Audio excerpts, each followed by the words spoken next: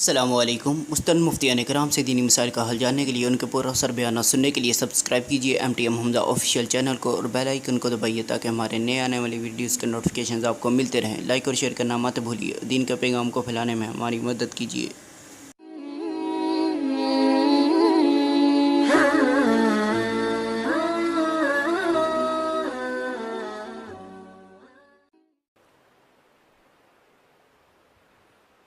بسم اللہ الرحمن الرحیم. سورہ والضحیٰ کا ترجمہ ہو گیا تھا. اگلے ہفتے سے انشاءاللہ وائرلیس مائک ہوگا تو یہ تاروں واروں کی ٹینشن سے جان چھوڑ جائے گی اور آواز بھی انشاءاللہ کلیئر ہو جائے گی. والضحیٰ واللیل اذا سجا کا ہم نے ترجمہ تفسیر نہیں پڑھی تھی، ترجمہ پڑھ لیا تھا. آج انشاءاللہ اس کی تھوڑی سی تفسیر پڑھیں گے ہم. والضحیٰ، ضحیٰ کہتے ہیں عربی میں چاشت کے وقت کو. چاشت کی نماز کو بھی صلاۃ الضحیٰ کہا جاتا ہے.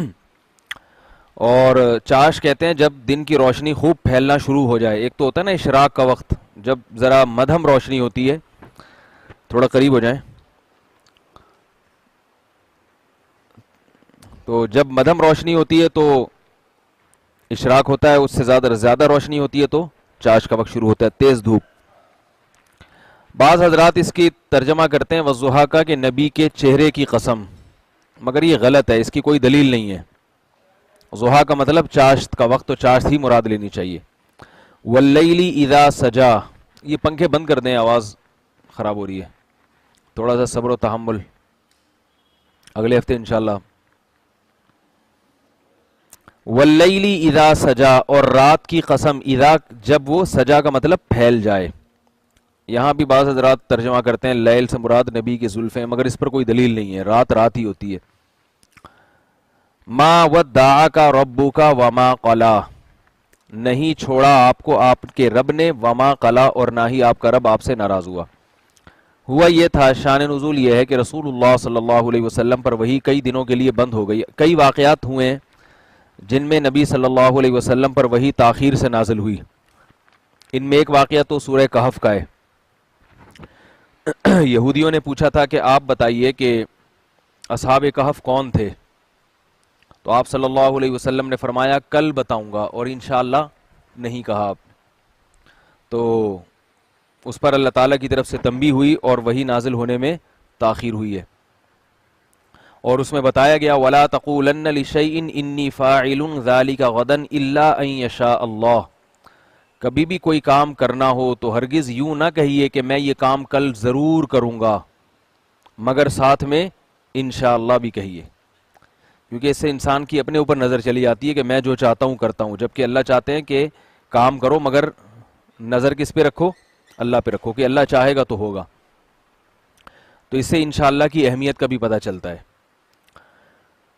تو نبی صلی اللہ علیہ وسلم پر سورہ والضحیٰ، یعنی یہ جب یہ صورت نازل ہوئی ہے تو اس کی وجہ یہ بنی کہ آپ پر وہی نازل نہیں ہو رہی تھی، تو مشرکین مکہ نے آپ صلی اللہ علیہ وسلم کا مذاق اڑانا شروع کر دیا اور کہنے لگے، ابو جہل کی بیوی اس میں پیش تھی کہ محمد صلی اللہ علیہ وسلم کے رب محمد صلی اللہ علیہ وسلم سے ناراض ہو گیا ہے اور اس نے محمد صلی اللہ علیہ وسلم کو چھوڑ دیا ہے. آپ صلی اللہ علیہ وسلم بہت غمزدہ رہتے تھے، آپ کو وحی کا انتظار رہتا تھا. ایک تو اس لیے کہ اللہ کا کلام سننے کا موقع ملے گا، دوسرا آپ صلی اللہ علیہ وسلم کو جبریل امین سے بھی محبت ہو گئی تھی، ان کی ملاقات کا بھی آپ صلی اللہ علیہ وسلم کو شوق ہوتا تھا. تو یہ شوق تھا رسول اللہ صلی اللہ علیہ وسلم کو. جب تاخیر ہوئی تو آپ صلی اللہ علیہ وسلم کو بھی یہ گمان گزرا. اس پر یہ صورتیں نازل ہوئیں، چاشت کی قسم اور رات کی قسم جب وہ پھیل جائے، نہ تو آپ کے رب نے آپ کو چھوڑا ہے اور نہ ہی آپ کا رب آپ سے ناراض ہوا. چھوڑنے کی ایک صورت یہ ہوتی ہے کہ بغیر ناراضی کے چھوڑا جائے، تو اللہ فرماتے ہیں کہ بغیر ناراضی کے بھی نہیں چھوڑا. اور ایک صورت ہوتی ہے کہ ناراضی کی وجہ سے چھوڑا، تو بتایا کہ ناراضی کی وجہ سے بھی نہیں چھوڑا. تو پھر وہی میں تاخیر کیوں ہوئی سوال پیدا ہوتا ہے. اس کا جواب اس قسم میں دے دیا، چاشت کی قسم اور رات کی قسم، کہ آپ کے رب نے نہ آپ کو چھوڑا اور نہ آپ سے ناراض ہوا. کیا مطلب؟ جیسے وقت میں تغیر ہوتا ہے، کبھی چڑھتی دھوپ ہوتی ہے تو کبھی رات کی گہری تاریکی، پھیلی ہوئی رات، تو یہ زمانے کے تغیرات ہیں جو اس زندگی کا حصہ ہیں، یہ تغیرات تو ہوں گے.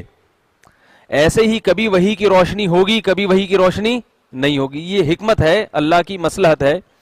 ہمیشہ ایک جیسے حالات نہیں رہیں گے. کبھی وحی نازل ہوگی جب اللہ نازل ہونا چاہیں گے، اللہ سمجھیں گے اس میں حکمت ہے، اور جب اللہ چاہیں گے کہ حکمت یہ کہ ابھی وحی کو روک لیا جائے تو وہی رکے گی.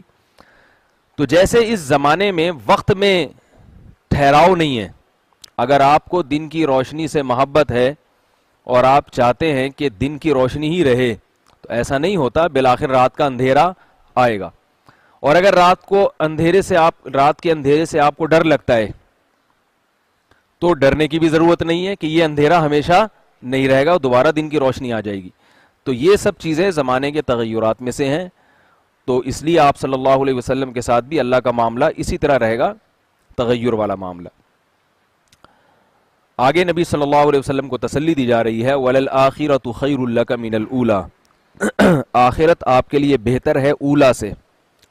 اولا کہتے ہیں پچھلی، ہم کہتے ہیں نا درجہ اولا، سنا ہوگا بھائی، پہلا سال. تو جو چیز بھی پہلے آتی ہے وہ اولا ہوتی ہے، آخرہ اس کے مقابلے میں بعد میں آنے والی. تو دنیا کی زندگی یہ پہلے ہے، اور اس کے بعد کون سی زندگی آئے گی؟ آخرت کی زندگی ہوگی. تو اسی کو فرمایا کہ آپ کے لیے آخرت کی زندگی اس دنیا کی زندگی سے بہتر ہے. کیا مطلب؟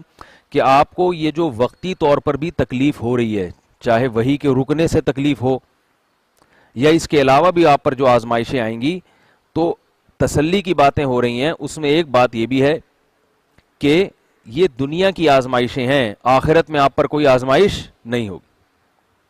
سمجھ رہے ہیں بات کو؟ وَلَسَوْفَ يُعْطِيكَ رَبُّكَ فَتَرْضَىٰ، اور ان قریب لام تاکید کے لیے، سوفا کا مطلب پہلے گزر چکا ہے، یعطی یکرمو کی طرح ہے. یکرمو بتایا تھا نا، یکرمو اس کا ماضی کیا آتا ہے؟ اکرما.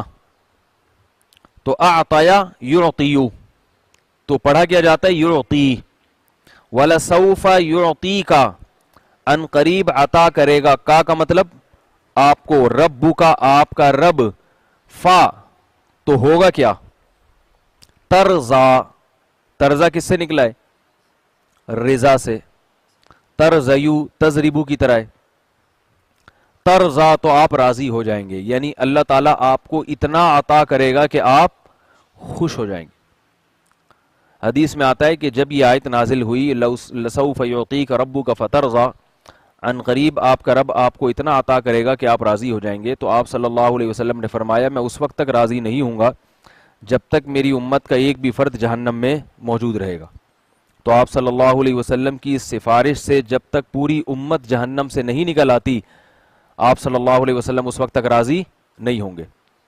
اور حدیث میں آتا ہے کہ نبی صلی اللہ علیہ وسلم نے ایک مرتبہ آیت تلاوت فرمائی، جو ابراہیم علیہ السلام نے یہ آیت پڑھی تھی کہ فَإِنَّكَ غَفُورٌ رَحِيمٌ، یہ آیت ہے. یہ حضرت عیسیٰ علیہ السلام نے آیت پڑھی تھی، ان تعذبہم فإنہم عبادک، کہ اللہ اگر تو ان کو عذاب دینا چاہے تو یہ تیرے بندے ہیں. قیامت کے دن حضرت عیسیٰ علیہ السلام کہیں گے، اور وَإِن تَغْفِرْ لَهُمْ فَإِنَّكَ أَنْتَ الْعَزِيزُ الْحَكِيمُ، اور اگر تو ان کی مغفرت کر دے تو زبردست غالب اور حکمت والا ہے. تو نبی صلی اللہ علیہ وسلم نے یہ آیت جب پڑھی تو آپ نے فرمایا، اللہم امتی، اللہم امتی، اے اللہ میری امت کا کیا ہوگا. حضرت عیسیٰ علیہ السلام تو برات کا اعلان کر دیں گے کہ آپ کی امت میں جنہوں نے حضرت عیسیٰ کو اللہ کا بیٹا بنایا، حضرت عیسیٰ برات کا اعلان کر دیں گے. تو آپ صلی اللہ علیہ وسلم پریشان ہوئے کہ میری امت کا بھی ایسا نہ ہو معاملہ کہ وہ بھی میں اس سے بھی برات کا اعلان کر دوں کہیں. تو اس لیے اپنی امت کی آپ نے فکر کی، اور آپ صلی اللہ علیہ وسلم کی یہ تمنا کہ میری امت کا کوئی بھی فرد جو مجھ پر ایمان لاتا ہے جہنم میں داخل نہ ہو، اور اگر ہو گیا تو میری سفارش سے نکل آئے. تو اس لیے نبی صلی اللہ علیہ وسلم کی سفارش سے تمام امت باہر نکلے گی. البتہ اس میں پھر آپ کو یہ سوال ہوگا، پھر تو دین پر چلنے کی ضرورت کیا ہے؟ تو یاد رکھو، باہر نکلے گی، اور باہر وہ چیز نکلتی ہے جو پہلے اندر جاتی ہے. جہنم میں جیل سے کہتے ہیں نا آپ کو رہائی نصیب ہوگی، جیل سے آپ کو رہائی نصیب ہوگی. تو کیا مطلب؟ اس کا مطلب جیل بھی جانا ہے. تو جہنم سے رہائی تو نصیب ہوگی, کسی کو پہلے ہی نصیب ہو جائے گی جانے سے پہلے ہی, اور کسی کو جانے کے بعد, یعنی اس کی سزا تو ابھی مزید باقی ہوگی, مگر رسول اللہ صلی اللہ علیہ وسلم کی سفارش سے اس کی سزا میں تخفیف ہو جائے گی, کمی ہو جائے گی. جلنا تھا بہت سال مگر اس میں کمی ہو گئی, یہ ہوگا. اور یہ صرف نبی صلی اللہ علیہ وسلم کی سفارش نہیں ہے, بلکہ آپ صلی اللہ علیہ وسلم کے علاوہ علماء کی, شہداء کی, حفاظ کی, یہ سب سفارشیں ہوں گی. الم یجد کا یتیما فآوا, کیا اللہ نے آپ کو یتیم نہیں پایا, فآوا پھر ٹھکانہ دے دیا. تو اللہ ماضی کی نعمتیں بتا رہے ہیں کہ جس پر اللہ نے ماضی میں اتنی نعمتیں کی ہوں تو ظاہر ہے یہ اس کی علامت ہے کہ وہ اللہ کا محبوب بندہ ہے, تو اللہ اس سے ناراض نہیں ہوگا, اس کو چھوڑ نہیں سکتا. اس کے لیے تو اللہ نے اتنے انتظامات کیے ہیں. الم یجد کا یتیما فآوا, کیا اللہ نے آپ کو یتیم نہیں پایا اور پھر ٹھکانہ دے دیا؟ نبی صلی اللہ علیہ وسلم کی یتیمی ایسی تھی کہ آپ صلی اللہ علیہ وسلم کی پیدائش سے پہلے ہی آپ کے والد عبداللہ کا انتقال ہو گیا, پیدائشی یتیم. مگر آپ کے دادا عبد المطلب نے پالا آپ کو, اور آپ صلی اللہ علیہ وسلم جب 6 سال کے تھے تو ماں کا بھی انتقال ہو گیا. 6 سال کے بچے کو تو ماں کی بہت ضرورت ہوتی ہے, بالکل ہی بے یار و مددگار ہو گئے. پھر تھوڑے عرصے میں دادا کا بھی انتقال ہو گیا, لیکن دادا کے دل میں آپ صلی اللہ علیہ وسلم کی محبت اللہ نے اتنی ڈال دی کہ انہوں نے باپ کی کمی محسوس نہ ہونے دی آپ صلی اللہ علیہ وسلم کو. بہت شوق سے پالا آپ صلی اللہ علیہ وسلم کو, نام بھی ایسا رکھا کہ کہا کہ پوری دنیا میں کسی کا نام نہیں ہوگا جو اپنے اس پوتے کا نام رکھوں گا میں. پھر دادا کے انتقال کے بعد کس نے پرورش کی؟ آپ کے چچا عبد المطلب نے. اللہ نے چچا کے دل میں بھی آپ کی اتنی محبت ڈال دی کہ اپنی موت تک آپ صلی اللہ علیہ وسلم کے چچا آپ صلی اللہ علیہ وسلم کا ساتھ دیتے رہے. یہاں تک کہ خاندان میں جب سب نے بائیکاٹ کر لیا تو بھی آپ کے چچا آپ کے ساتھ کھڑے ہوئے تھے, اور کہتے دین تو قبول نہیں کیا. وہ مشہور واقعہ ہے نا کہ ایک تو 3 سال شعب ابی طالب کی گھاٹی میں نبی صلی اللہ علیہ وسلم کا بائیکاٹ ہوا تھا, 3 سال تک کھانا پینا بند کر دیا گیا. تو اس گھاٹی میں آپ صلی اللہ علیہ وسلم کے چچا بھی آپ صلی اللہ علیہ وسلم کے ساتھ تھے, اپنے بھتیجے کے ساتھ, حالانکہ کافر تھے. اور جب مشرکین نے بہت ستایا تو عبد المطلب کے پاس آئے مشرکین اور کہنے لگے کہ آپ کی وجہ سے ہم آپ کے بھتیجے کی رعایت کرتے ہیں, آپ عرب میں اونچے خاندان کے ہیں, سردار ہیں, ورنہ ہم اسے جان سے مار دیں. یہ ان کے الفاظ تھے, آپ ان کا ساتھ چھوڑ دیں. تو عبد المطلب نبی صلی اللہ علیہ وسلم کے پاس آئے اور کہا کہ اے میرے بھتیجے, مجھ پہ اتنا بوجھ ڈالو جتنا میں برداشت کر سکتا ہوں, یعنی بہت زیادہ بوجھ میں برداشت نہیں کر سکتا. تو آپ صلی اللہ علیہ وسلم کا مشہور الفاظ ہیں کہ اگر یہ میرے ایک ہاتھ پہ چاند رکھ دیں اور دوسرے ہاتھ پہ سورج رکھ دیں تو بھی میں اپنی اس دعوت سے باز نہیں آؤں گا. پھر بھی عبد المطلب نے آپ کا ساتھ دیا ہے. تبھی تو نبی صلی اللہ علیہ وسلم کی بہت زیادہ خواہش تھی کہ کسی طرح عبد المطلب ایمان لے آئیں تاکہ قیامت کے دن میں ان کی سفارش کروا کے ان کی مغفرت کروا سکوں. لیکن موت کے وقت تک آپ ایمان نہیں لائے, اور جب موت کا وقت تھا تو نبی صلی اللہ علیہ وسلم نے عبد المطلب پر کلمہ کی دعوت پیش کی, ابو طالب, عبد المطلب نہیں ابو طالب پر. تو گزارش کی کہ اے میرے چچا آپ اس وقت کلمہ پڑھ لیں اور میری آنکھوں کو ٹھنڈا کر دیں. کہتے ہیں کہ ابو طالب کا ارادہ ہوا کہ میں کلمہ پڑھ کے ایمان لے آؤں, لیکن جو عرب کے سردار بیٹھے ہوئے تھے نا قریب میں, بڑے بڑے سردار, تو ابو طالب کو انہوں نے آنکھ سے اشارے کرنا شروع کر دیے. کیا مطلب کہ موت کے وقت اپنے باپ دادا کے دین کو چھوڑ رہے ہو, یہ تو غیرت کے خلاف ہے نا. ساری زندگی جس دین پر رہے, موت کے وقت کیسے چھوڑ کر جا رہے ہو. تو ابو طالب کا مشہور شعر ہے کہ لولا البریۃ, مجھے پورے الفاظ یاد نہیں ہیں اس کے, کہ تھوڑا سا غور کروں گا یاد آ جائیں گے الفاظ. اگر آپ ٹائم دے تو میں تھوڑا سا غور کر لیتا ہوں, وہ الفاظ یاد آ جائیں گے. لولا التقیٰ, اگر مجھے ڈر نہ ہوتا, تھوڑا زیادہ غور کرنا پڑے گا. 5 منٹ غور کروں گا, آ جائیں گے الفاظ. بڑا مشہور شعر ہے, کئی دفعہ میں نے بیان میں بھی سنایا ہوگا جی. ترجمہ بتا دیتا ہوں. وہ کہتے ہیں کہ مجھے پتا ہے کہ اس بریہ میں خیر الادیانی دین محمدن، کہ تمام مذاہب سے سب سے اچھا دین کس کا ہے؟ محمد کا دین ہے. مجھے پتا ہے یہ بات، یقینی طور پر معلوم ہے. لولا الملامت او حذار مسبت، ایک مصرع تو یاد آ گیا. اگر مجھے وَلَقَدْ عَلِمْتُ بِأَنَّ الدِّينَ كُلَّهَا، کچھ اس طرح کے الفاظ ہیں، مجھے یقین ہے کہ تمام ادیان میں سب سے بہترین دین اس پوری روئے زمین پر کس کا مذہب ہے؟ محمد صلی اللہ علیہ وسلم کا. اس کے پاکیزہ ہونے میں اور اس کے برحق ہونے میں مجھے کوئی اعتراض نہیں ہے. لولا الملامت او حذار مسبت، لیکن اگر ملامت کا خوف نہ ہوتا، لوگ کیا کہیں گے، یا برا بھلا کہنے کا خوف نہ ہوتا، تو میں کلمہ پڑھ کے اپنے بھتیجے کی آنکھیں ٹھنڈی کر دیتا. لیکن عرب کہیں گے ساری زندگی تو مخالفت، یعنی ساری زندگی تو قبول کیا نہیں باپ دادا کے دین پر، اور موت کے وقت باپ دادا کے دین قبول کر لیے. تو یہ کہہ کر آپ کی روح پرواز کر گئی اور آپ کی موت واقع ہو گئی. صحیح مسلم کی حدیث ہے، حضرت عائشہ رضی اللہ تعالی عنہ نے رسول اللہ صلی اللہ علیہ وسلم سے پوچھا کہ یا رسول اللہ، ابو طالب نے آپ کی اتنی مدد کی ہے، اور ابو طالب غریبوں کو کھانا بھی کھلایا کرتے تھے، رشتہ داری جوڑا کرتے تھے، بہت اچھی اچھی صفات تھیں ابو طالب میں، جھوٹ نہیں بولتے تھے.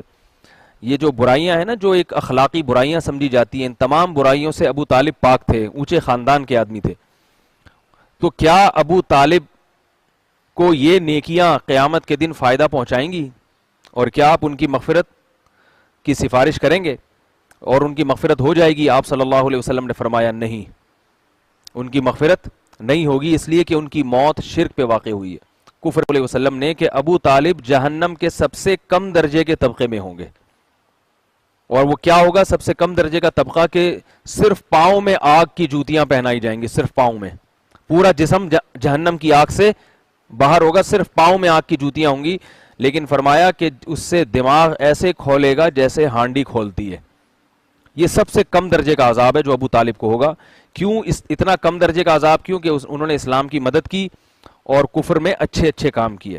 اس حدیث سے یہ باتیں بھی پتہ چلی. نمبر ایک مسئلہ یہ پتہ چلا کہ مشرک جہنم کی آگ سے کبھی نہیں نکلے گا. سمجھ میں آ رہی ہے بات؟ چاہے اس کے اعمال کتنے ہی اچھے کیوں نہ ہوں. جب نبی کے چچا کی مغفرت نہیں ہو سکتی تو اور کون ہے جس کی مغفرت ہو سکتی ہے؟ اس سے پتہ چلتا ہے کہ ایمان بہت بڑی نعمت ہے. نمبر دو، مشرک والدین یا مشرک شخص کے لیے موت کے بعد مغفرت کی دعا کرنا جائز نہیں ہے. سمجھ میں آ رہی ہے بات؟ نمبر تین، اس حدیث سے ہی پتہ چلتا ہے کہ مشرکوں اور کافروں کے بھی قیامت کے دن مختلف درجات ہوں گے، سب ایک جیسے نہیں ہوں گے. کچھ کافر زیادہ بڑی جہنم میں سخت عذاب میں ہوں گے، کچھ کم درجے کے عذاب میں ہوں گے. سمجھ میں آ رہی ہے بات؟ چوتھی بات یہ پتہ چلی کہ کافر کو اس کے اعمال کا یا تو دنیا میں بدلہ دے دیا جاتا ہے نیک اعمال کا، یا آخرت میں بدلہ اس طرح سے دیا جائے گا کہ عذاب کم ہو جائے گا اس کا. لیکن آخرت میں ایسا بدلہ نہیں ملے گا کہ جہنم سے بالکل باہر نکل جائے، کیونکہ کفر کی جو سزا ہے وہ بہرحال ملے گی. تو اس لیے اللہ تعالیٰ کا شکر ادا کرنا چاہیے کہ اللہ تعالیٰ نے ہمیں ایمان کی نعمت سے نوازا ہے، بہت بڑی نعمت ہے. تو اللہ تعالیٰ فرما رہے ہیں الم یجدک یتیمن فآوا، کیا ہم نے آپ کو یتیم نہیں بنایا اور پھر ہم نے آپ کو ٹھکانہ دیا؟ تو یہ اللہ تعالیٰ نے ٹھکانہ دیا تھا. اس سے یہ بھی پتہ چلتا ہے کہ بعض دفعہ اللہ تعالیٰ کسی کافر کے ذریعے بھی مدد کر لیتے ہیں آپ کی، اور کافر سے مدد لینا بھی جائز ہے. جیسے موسیٰ علیہ السلام کو اللہ نے کہاں پالا ہے؟ فرعون کے محل میں. اللہ کا دشمن تھا، تو ایسا بھی ہو سکتا ہے. بعض لوگ کافر سے کسی قسم کا تعاون حرام سمجھتے ہیں، یہ غلط ہے. اور یہ بھی پتہ چلتا ہے کہ کافر اگر آپ کے رشتہ داروں میں سے ہو تو اس سے رشتہ داری جوڑنے کا بھی حکم ہے. جیسے ابو طالب نے محمد صلی اللہ علیہ وسلم کے ساتھ اچھا سلوک کیا تو نبی نے بھی حضرت ابو طالب کے ساتھ اچھا سلوک کیا اور آخر وقت تک ان کی ایمان کی فکر میں لگے رہے.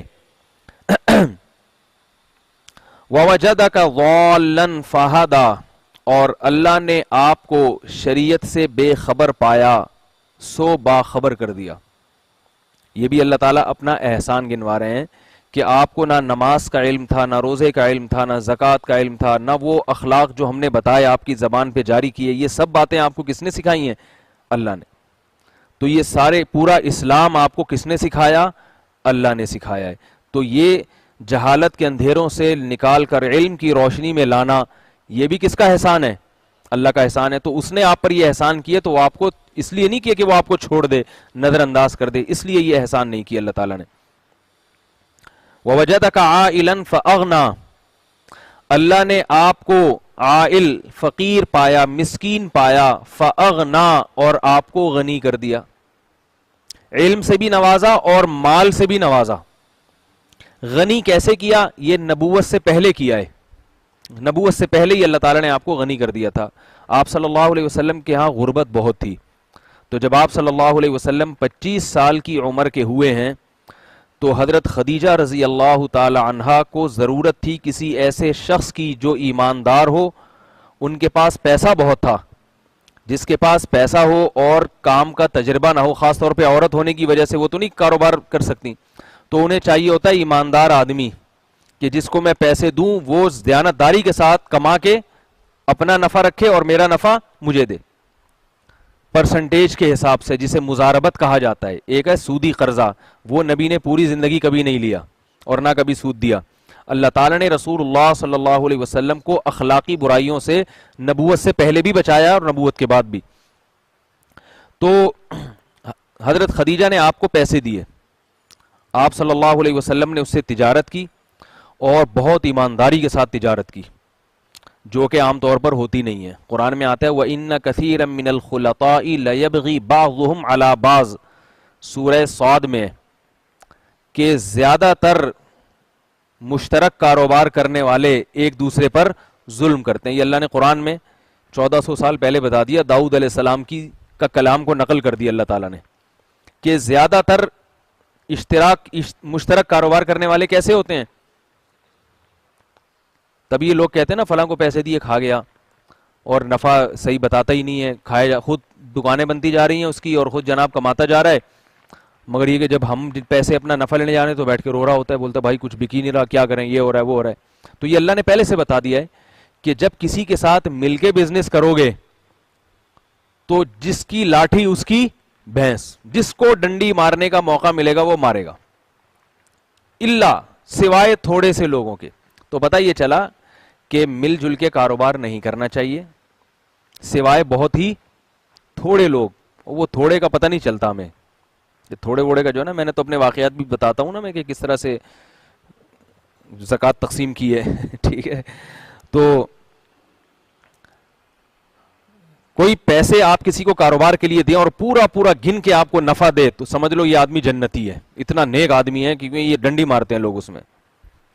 تو رسول اللہ صلی اللہ علیہ وسلم پورا نفع دیتے تھے اور اس سے آپ صلی اللہ علیہ وسلم کے مال میں برکت بھی بہت ہوئی. تو اللہ تعالیٰ نے آپ کے جو تونگری تھی اور فقر و فاقہ تھا اس کو دور کر دیا. پھر حضرت خدیجہ نے آپ کی ایمانداری سے متاثر ہو کر آپ سے نکاح بھی کر لیا. حضرت خدیجہ کے رشتے بہت تھے، اگرچہ 2 دفعہ بیوہ ہو چکی تھیں، مگر بڑے بڑے عرب کے سردار اس زمانے میں بیوہ عورت کا بہت آسانی سے نکاح ہو جاتا تھا کیونکہ لوگوں میں زیادہ شادیوں کا رواج تھا. تو جب ایک آدمی 2 3 4 بیویاں رکھے گا تو عورتیں کم ہو جاتی ہیں، پھر لوگ انتظار کرتے ہیں کوئی بیوہ ہو تو میں اس سے نکاح کروں. تو حضرت خدیجہ 2 دفعہ بیوہ ہوئی تھیں. خطبہا اشراف قوم، روایات میں آتا ہے قوم کے بڑے بڑے سرداروں نے نکاح کا پیغام بھیجا تھا، مگر حضرت خدیجہ نے ترجیح کس کو دی؟ محمد صلی اللہ علیہ وسلم کو، آپ کی شرافت اور آپ کی ایمانداری کی وجہ سے. تو اس کا اور فائدہ ہوا کیونکہ بیوی جب مالدار ہو تو شوہر پر بھی بہرحال اس کے آثار پڑتے ہیں. اگرچہ شریعت میں یہ حکم نہیں ہے کہ آپ بیوی سے پیسے لے کے کھائیں، لیکن بہرحال اخلاقی طور پر بیوی جب مالدار ہوتی ہے تو شوہر اخلاقی طور پر تو خیال کرتی ہے نا، اور کرنا بھی چاہیے. جیسے عبداللہ بن مسعود رضی اللہ تعالی عنہ کی زوجہ تھیں. عبداللہ بن مسعود مسکین غریب تھے، ان کی زوجہ کے پاس پیسے تھے، تو نبی صلی اللہ علیہ وسلم نے صدقہ اور خیرات کی ترغیب دی صحابیات کو. تو حضرت عبداللہ بن مسعود کی زوجہ نے عرض کیا یا رسول اللہ میرے شوہر بڑے غریب مسکین ہیں، کیا میں ان پہ صدقہ کر دوں، اپنے شوہر کو دے دوں؟ تو آپ صلی اللہ علیہ وسلم نے پوچھا کون ہے تمہارے میاں؟ فرمایا عبداللہ بن مسعود. فرمایا ہاں صدقہ کرو، دگنا ثواب ملے گا. اس لیے ایک تو صدقہ کا، دوسرا شوہر سے تعلقات اور اچھے ہو جائیں گے. اللہ تعالیٰ تو چاہتے ہیں نا میاں بیوی ذرا محبت سے رہیں تو اچھی بات ہے، آج کل رہتے نہیں ہیں تو ایک الگ مسئلہ ہے. تو بیوی جب شوہر پہ خرچ کرے گی تو شوہر کے دل میں بھی بیوی کی محبت پیدا ہوگی کہ دیکھو کرنا تو مجھے چاہیے مگر یہ کر رہی ہے. تو لالچ الگ چیز ہے، شوہر کو بیوی کے مال پہ نظر نہیں رکھنی چاہیے، اپنی خوشی سے دے دے تو اچھی بات. تو آپ صلی اللہ علیہ وسلم کو اللہ نے اس طرح سے غنا بھی عطا کیا. اس پر ایک سوال ہوگا کہ نبی صلی اللہ علیہ وسلم تو موت تک فقر و فاقہ میں رہے ہیں. سوال ہوتا ہے کہ نہیں ہوتا؟ نبی صلی اللہ علیہ وسلم کے بارے میں تو صحیح حدیث میں بہت کثرت سے آئے، گھر میں کھانے کے لیے روٹی نہیں، چولہا نہیں جلتا تھا 40 دن. تو پھر یہ فقر و فاقہ ختم کب ہوا؟ کپڑے پیون زدہ ہیں، تو کب وہ دن آیا آپ کی زندگی میں جب یہ فقر و فاقہ ختم ہوا ہے؟ اس اشکال کا جواب یہ ہے کہ ایک فقر وہ ہوتا ہے جو آپ کا اپنا اختیاری ہوتا ہے، اور ایک وہ ہوتا ہے جو اللہ کی طرف سے ہوتا ہے جس میں آپ کا اختیار نہیں ہوتا. ہمارے ہاں معاشرے میں جو غریب ہیں یہ اس لیے نہیں کہ اپنے اختیار سے غریب نہیں ہیں، بلکہ ان کو اللہ نے غریب بنایا ہے بیچاروں کو. اللہ تعالیٰ سب کی غربت کو دور کرے. کوشش، دل چاہتا ہے کہ پیسے آ جائیں مگر وسائل نہیں ہیں. کھانے کو روٹی گھر میں ہے ہی نہیں اور روٹی خریدنے کے پیسے ہیں ہی نہیں. اور ایک فقر وہ ہے جو نبی صلی اللہ علیہ وسلم کا تھا کہ دولت تھی مگر صدقہ کر دیا، خرچ کر دی. بہت دولت آئی ہے نبی صلی اللہ علیہ وسلم کے بعد، مال غنیمت میں آئی، تجارت کے پیسوں میں آئی، مگر آپ صلی اللہ علیہ وسلم کے دل میں دنیا سے بے رغبتی اتنی تھی کہ آپ اس دولت کو جمع نہیں کرتے تھے، پوری صدقہ کر دیا کرتے تھے.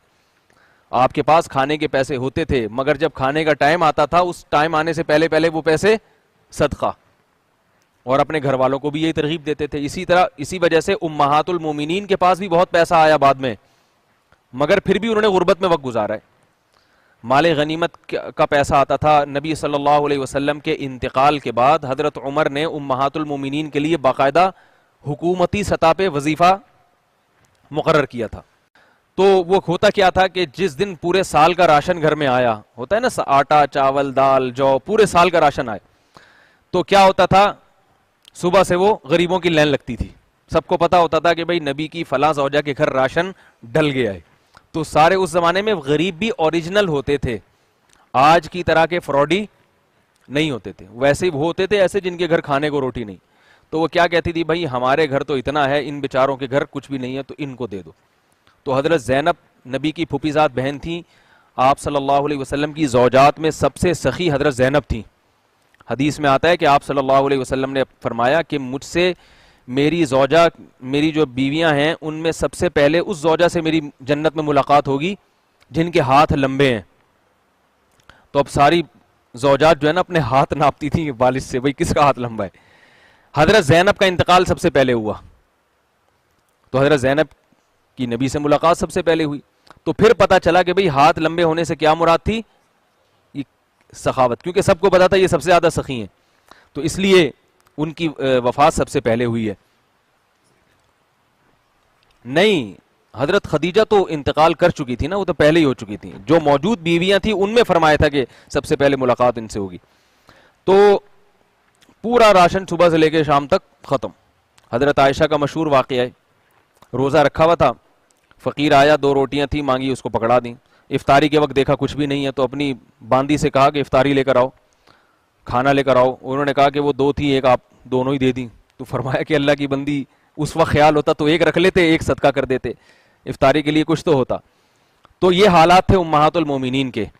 تو یہ غربت ہوتی ہے اپنی اختیاری. یہ غربت ہم اور آپ افورڈ نہیں کر سکتے، کیونکہ ہم اگر سب کچھ صدقہ کر دیں گے تو سب سے پہلے ہماری بیویاں ہمیں گھروں سے باہر نکال دیں گی. سمجھ میں آ رہی ہے بات؟ نبی صلی اللہ علیہ وسلم کی جو ازواج تھیں وہ بھی آپ صلی اللہ علیہ وسلم کے نقش قدم پہ چلتی تھیں اسی حساب سے. ہم لوگ کی ایسی نہیں ہے اور ہم خود بھی ایسے نہیں ہیں، سیدھی سی بات ہے.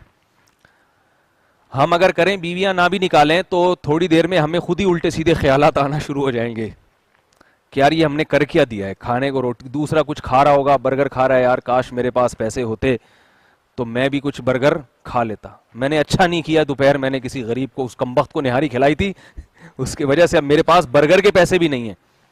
سمجھ رہے ہیں نا بات کو؟ تو الٹے سیدھے خیالات آئیں، اس سے بہتر ہے کہ انسان نارمل ہلکے پھلکے سٹائل میں ہی چلتا رہے. نارمل تو نہیں یعنی ہلکے پھلکے، کیونکہ علماء کہتے ہیں دل کی حفاظت زیادہ ضروری ہے. دل میں اللہ کے بارے میں الٹے سیدھے خیالات آنا شروع ہو جائیں، یا نیکی کر کے یہ خیال آئے کہ کاش میں یہ نیکی نہ کرتا، اس سے بہتر ہے کہ نیکی نہ کرو اور خیال آئے کہ کاش میں یہ نیکی کر لیتا. اس میں اپنا واقعہ سناتا ہوں نا اسی بات کو سمجھانے کے لیے. میں جب حج پہ تھا تو ہمارے استاذ واپس آنے لگے, میرا ویزا بھی باقی تھا, تو انہوں نے مجھے کہا آپ بھی آ جاؤ. میں نے کہا نہیں میں نہیں آ رہا. انہوں نے کہا, ایک ساتھی سے کہا کہ اس کو سمجھاؤ کہ یہاں اکیلے رہنا بڑا مشکل کام ہے بیت اللہ میں, اور 1 مہینہ مزید بہت مشکل کام ہے, دل نہیں لگے گا. اور پھر کہا کہ اس کو بتاؤ کہ جلدی واپس چلے جاؤ, اور دل یہ چاہے کہ کاش میں نہ آتا, یہ بہتر ہے. دل وہاں اٹکا رہے, یہاں رہ گئے اور خیال آیا کہ کاش میں واپس چلا جاتا, یہ بری بات ہے. سمجھ میں آ رہی ہے بات؟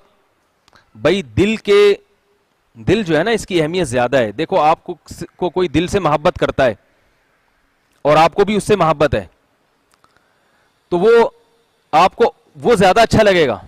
اور ایک آدمی آپ کو کوئی ہدیہ دیتا ہے مگر وہ کہتا ہے مجھے آپ سے محبت نہیں ہے لیکن پھر بھی آپ یہ لے لیں, تو اگر آپ کو پیسوں سے محبت ہوگی پھر تو بہت اچھا لگے گا, ماشاءاللہ چلو پیسے تو آ گئے نا.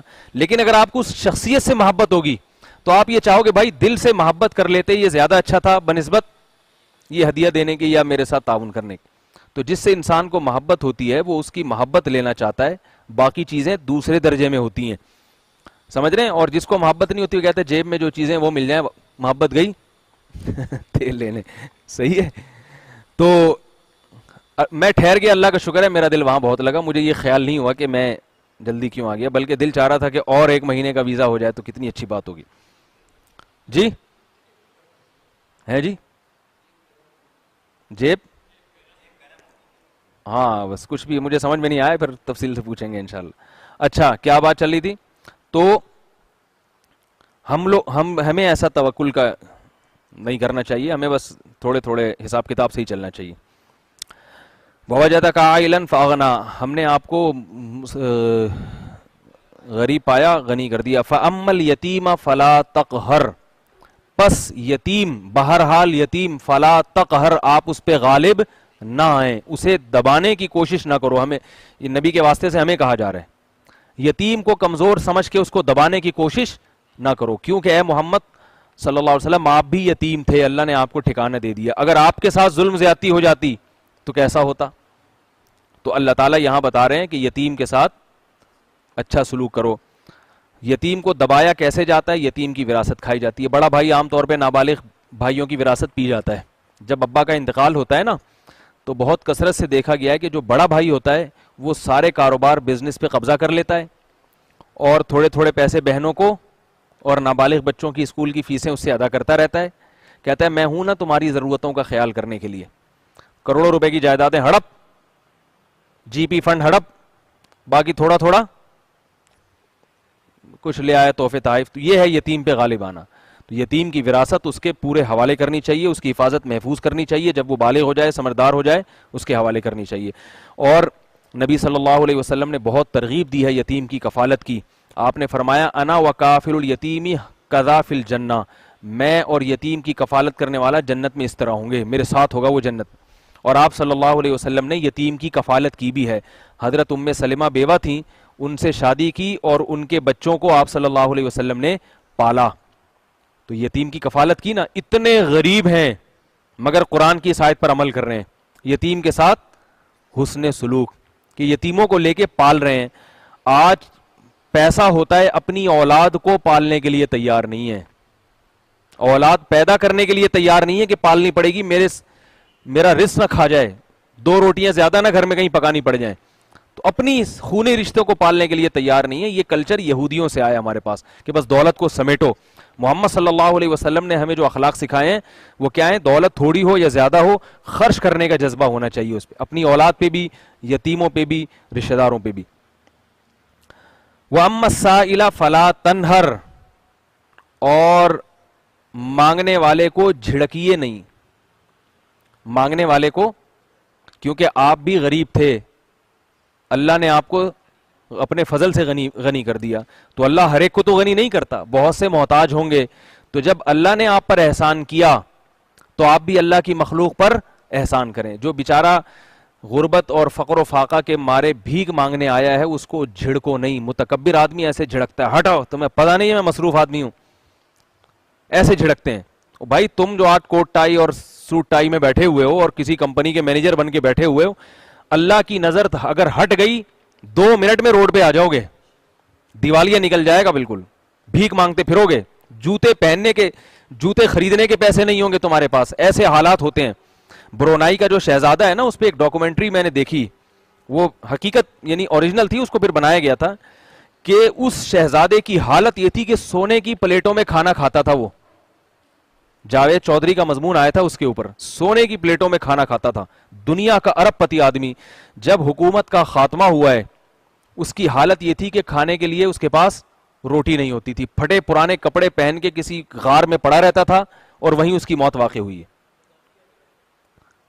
قذافی کا بیٹا تھا, یا لیبیا کا صدر تو قذافی تھا نا, برونائی کی, اچھا نہیں سوری, برونائی نہیں, آپ قذافی کا بیٹا ہے, صحیح کہہ رہے ہیں. برونائی تو ابھی بھی بڑا مالدار ملک ہے, اس کا بادشاہ تو مزے اڑا رہا ہے ابھی, دیکھو مستقبل میں شاید اس کا بھی انجام ہو جائے. تو بہت مالدار تھا, لیکن اللہ نے حشر کیا. خود قذافی کا حال دیکھ لو نا کیا ہوا ہے. تو وہ مشہور شعر ہے نا, تو شاہوں کو گدا کر دے, گدا کو بادشاہ کر دے, اشارہ تیرا کافی ہے گھٹانے اور بڑھانے کو. اللہ تعالیٰ کا ایک اشارہ ہوتا ہے تو انسان کی حالت خراب ہو جاتی, طاقت پہ گھمنڈ ہے. تو اللہ تعالیٰ فرما رہے ہیں کہ اے نبی, ہم نے آپ کو کا فقر و فاقہ دور کیا, تو آپ اس پر اللہ کا شکر ادا کریں. شکر کیسے ادا ہوگا؟ سائل کو جھڑکنا نہیں ہے. لیکن یاد رکھو, یہاں وہ سائل مراد ہے جو واقعتاً سائل بھی ہو. پیشہ ور بھکاریوں کو نہ صرف یہ کہ جھڑکیں بلکہ ڈنڈے مارے ان کم بختوں کو. ان کی جائیدادیں ہوتی ہیں, ہٹے کٹے ہوتے ہیں, انہوں نے بھیک کو کیا بنایا ہے؟ پیشہ. تو جس کے بارے میں یقین ہو یہ فراڈی ہو, یقین نہیں ہے تو پھر ڈرنا چاہیے, نہ اس کو دیں نہ اس کو جھڑکیں, کہ باقی ہو سکتا ہے مستحق ہو. باقی دینا کس کو چاہیے؟ دینا اسی کو چاہیے جس کے بارے میں غالب گمان ہو کہ یہ مستحق ہے. سمجھ رہے ہیں؟ کیونکہ اگر مستحق نہیں ہوگا پھر آپ اس کو دیں گے تو اس کے بھیک مانگنے میں اور اضافہ ہوگا. تو شریعت یہ نہیں چاہتی کہ آپ اپاہج بن جائیں, لوگوں پر بوجھ بن کے بھیک مانگنا شروع کر دیں. البتہ کوئی فقیر اگر جان نہ چھوڑ رہا ہو, پھر علماء نے لکھا اس کو وقتی طور پر جھڑکنے کی بھی اجازت.